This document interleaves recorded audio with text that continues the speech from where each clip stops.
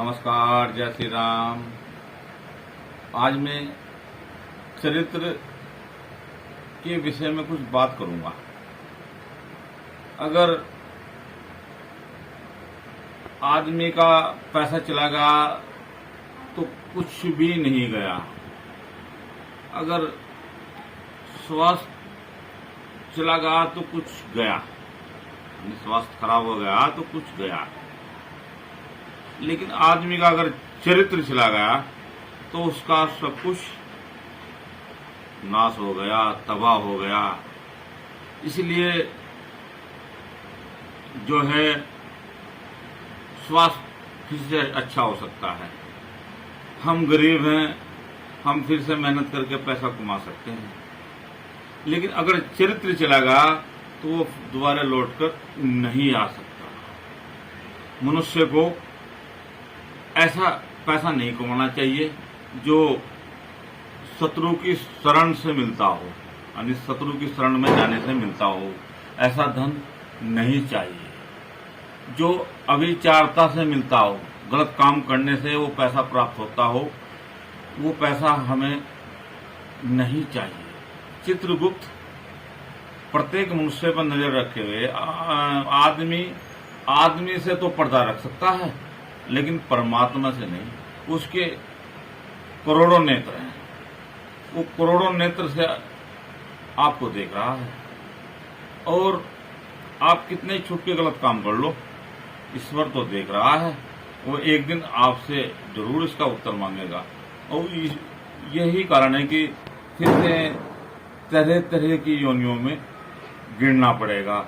इससे बचने के लिए फटे हुए कपड़े पहन लो, लेकिन अविचारता से बनाए हुए कपड़े मत पहनो जो फटे हुए हैं, बेकार हैं। उन्हें धुल कर पहन लो, वो बहुत सुंदर लगेगी। आप 2 रुपये कमा कर ला रहे हैं, उस 2 रुपये में काम चला लो। परमात्मा ने जितना जिसके भाग्य में लिखा है उतना उसे मिलेगा, किसी न किसी रास्ते मिलेगा। तो अपने जीवन में इस बात की तो चिंता करनी नहीं चाहिए कि मेरे पास पैसा कहाँ से आएगा या धन कहाँ से आएगा। एक शिशु पैदा होता है, उसकी माँ के अस्त्रों में श्री हरि पहले से दूध भर देते हैं। जब वह उस बच्चे का ध्यान रखते हैं, उस शिशु का ध्यान रखते हैं, उसके लिए उसके अस्त्रों में, माँ के अस्त्रों में बच्चा पैदा होने से पहले ही दूध भर देते हैं कि हैं, क्या वो आपका ध्यान नहीं रखेगा? क्या परमात्मा आपका ध्यान नहीं रखेगा? अपने चरित्र को संभालिए, अपने आप को संभालिए, ये बहुत जरूरी है। इसलिए जो है किसी के लालच में मत पड़िए। मच्छी को पकड़ने के लिए चारा लगाया जाता है, वो जो कटवे पर चारा लगता है वो हलक में फंस जाता है, वो बाहर आ जाती है। शेर को पकड़ने के लिए बकरे का चारा लगाया जाता है। इन चारों से बचिए, इन हिसाबों से बचिए। सही चुनिए, सही व्यक्ति को चुनिए, सही के साथ रहिए, तो आपको सही मार्ग मिलेगा। अति लालच मौत की निशानी है। मैं एक छोटी सी कहानी अति लालच के ऊपर आपको सुनाता हूं, जो मेरे मन में आ रही है कि मैं यह कहानी आपको सुना दूं। एक वृद्ध आदमी, बूढ़ा आदमी, बांसुरी बेचने वाला था। वो गांव गांव जाता, बांसुरी बेचता और अपनी जीविका चलाता। और वो बांसुरी बजाने भी जानता था, वो उसे बनाने भी जानता था। वह 2 गांव जाता, 4 गांव जाता और उसकी दिनचर्या ऐसे ही चलती रही। वह 10 दिन में या 20 दिन में 1 रुपया कमा करता था। उसकी जैसे तैसे जीविका चलती थी। वह बहुत मेहनती था और वह अपने घर से जो खाना लेकर आता था, जैसे भी रुका सुखा, तो वो एक गांव में गया, उसने वहां बांसुरी बेची। और एक गांव से बाहर एक पीपल का पेड़ था और एक कुआं था। उस कुएं में मीठा मीठा पानी भरा हुआ था।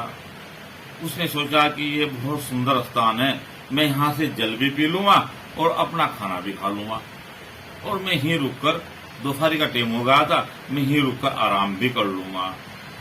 वह कुएं से जल निकालता है और अपने खाने को खोलता है। जैसे भी रुकी सूखी उसके पास खाना था वह उसे खाता है और खाने के बाद वह जो है आनंद में आ जाता है और कहता है कि मैं तो आज बांसुरी बजाऊंगा। वह बांसुरी की धुन बजाने लगता है। बांसुरी की धुन मानो जैसे सरस्वती कोई वीणा बजा रही हो। इतनी सुंदर मधुर तान, इतने अच्छे उसमें सब निकल रहे थे और वह आनंद में अपनी आंखें मीचे हुए बांसुरी बजा रहा था। तभी पीपल की जड़ से एक सर्प निकलकर उस बांसुरी की धुन पर आकर नाचने लगा। वह बांसुरी बजाता गया, उसके नेत्र बंद थे, वह उस बांसुरी की धुन पर नाच रहा था। ना तो उसे पता था कि मेरे सामने कौन है, और सर्प आनंद में नाच रहा था। और जब उस वृद्ध आदमी की आंखें खुली तो देखता क्या है कि एक बहुत बड़ा सर्प उसकी बांसुरी की धुन पर नाच रहा है। वह घबरा नहीं और निडरता से उसे देखता रहा। वो सर्प वहां से हटा और पीपल की जड़ में गया और वहां से एक चांदी का रुपया लेकर आया और लाकर उस वृद्ध व्यक्ति के पैरों में डाल दिया और वो वहां से लौट गया। वह वृद्ध व्यक्ति 15 दिन में या 20 दिन में 1 रुपया चांदी का कमा करता था, लेकिन उसे तो बिना मेहनत बिना परिश्रम से के ही वो रुपया प्राप्त हो गया। उसकी रोज की दिनचर्या बन गई कि वह रोज सुबह ही आता, उसी पीपल के पेड़ के नीचे बैठता, बांसुरी बजाता, वो सांप आता, नाचता और एक चांदी का रुपया प्रतिदिन उसको देने लगा। वह गांव-गांव घूमना बंद हो गया। उसकी गरीबी हट गई। वह एक अमीर संपन्न व्यक्ति हो गया। वह उसके जो चेहरे की झुर्रियां थी वो भी हटने लगी। वह अच्छी पोशाक पहनता और अच्छी पगड़ी बांधकर वो प्रतिदिन उसी पीपल के पेड़ के नीचे आता और बांसुरी बजाता, वो सर्प आता, नाचता और 1 रुपया चांदी का देकर फिर अपने बिल में पड़ जाता। यही चलते चलते बहुत लंबा समय व्यतीत हो गया। 2 या 3 साल गुजर गए। एक दिन उस वृद्ध व्यक्ति को कहीं बाहर जाना पड़ गया। अचानक कोई काम निकल गया। कहना मैं उसका एक बेटा था, वो जवान था। उसने कहा बेटा, वो भी बांसुरी बजाना जानता था। कहना बेटा उस पेड़ के पास जाना, बांसुरी बजाना, उसके अंदर से जो सर्प निकल कर आएगा वो तुझे एक चांदी का रुपया देगा और उसे लेकर घर आ जाना। मैं 2 या 3 दिन में लौट आऊंगा। उसके लड़के ने कहा ठीक है पापा, मैं ऐसा ही करूंगा। लड़का सुबह ही गया और उसने बांसुरी बजाई। सांप आया, आकर नाचने लगा, उसकी धुन पर नाचने लगा। जब वह नाच गाकर वापस लौटा और अपने बिल में गया और चांदी का रुपया लेकर आया और उसके सामने डाल दिया। वह लड़का वो रुपया लेकर मन में विचार करते सोचता आ रहा है कि मेरा पापा भी कितना बेवकूफ है, कितना बावला है कि इतना बड़ा परिश्रम कर रहा है कि रोज यहाँ पर आता है, बांसुरी बजाता है, 1 रुपया चांदी का लेकर आता है। हो सकता है कि इस पेड़ के नीचे किसी राजा का खजाना हो। उसी खजाने में से ये बांसुरी, उसी खजाने में से ये 1 रुपया लेकर आता है और हमारे आगे डाल देता है। कल मैं ये किस्सा ही खत्म कर दूंगा, रोज रोज आने जाने का किस्सा खत्म कर दूंगा। कल मैं इस तरफ को मार दूंगा और ये खजाना इसकी जड़ से खोदकर घर ले जाऊंगा। अगला दिन अगले सुबह होती है तो लड़का बांसुरी लेकर चलता है, एक बड़ा सा डंडा लेकर चलता है। कहने लगा आज मैं इस तरफ को मार दूंगा और जो है ये सारा धन लेकर घर लौट जाऊंगा। और वह बांसुरी बजाता है और उसे जो उसकी जो लाठी थी वो एक कपड़े के नीचे रख देता है। वो बहुत बड़ा पुराना बहुत पुराना सर्प था। वह आता है, नाचता है, अड़गाता है। नाच गाने के बाद जब वह रुपया लेने के लिए अंदर जाता है, रुपया डालकर जब वापस अपने बिल की ओर मुड़ता है तो वह लड़का सोचता है कि मैं इसे मार दूं, लेकिन वो घबरा जाता है और जब वह बिल में काफी अंदर तक चला जाता है, उसकी पूंछ रह जाती है, 1.25 हाथ की पूंछ रह जाती है, तो वह क्या करता है कि वो लट उसकी पूंछ पर मार देता है और उसकी पूंछ कट जाती है, उस सर्प की पूंछ कट जाती है और वह पलटकर उस लड़के को डस लेता है। डसने के बाद लड़का मर जाता है। लड़का मर जाता है और शाम हो जाती है। शाम को उसका पिताजी आता है और कहता है कि लड़का नहीं आया। कहना वो तो उसी पेड़ के पास गया था और अभी तक नहीं लौटा, पता नहीं क्या कारण है, क्यों नहीं लौटा। तो सुबह हो जाती है। तो सुबह जब होती है तो देखता क्या है कि लड़का मर चुका है, खत्म हो चुका है। और खत्म होने के बाद उसका दाह संस्कार कर दिया जाता है। दाह संस्कार करने के बाद वह उस गम में 2 दिन, 4 दिन, 10 दिन, 15 दिन, 20 दिन अपने बेटे के गम में जो है घर पे ही रहता है। उसका जो है दुख मानता रहता है। लेकिन भूख, पेट की आग ऐसी होती है कि मनुष्य को अपनी जीविका तो चलानी ही पड़ती है। वो कितने दिन घर रुकेगा, कितने दिन आराम करेगा, क्या कितना भी पैसे वाला हो, कितना भी रुपए वाला हो, कर्म तो उसे करना ही पड़ेगा।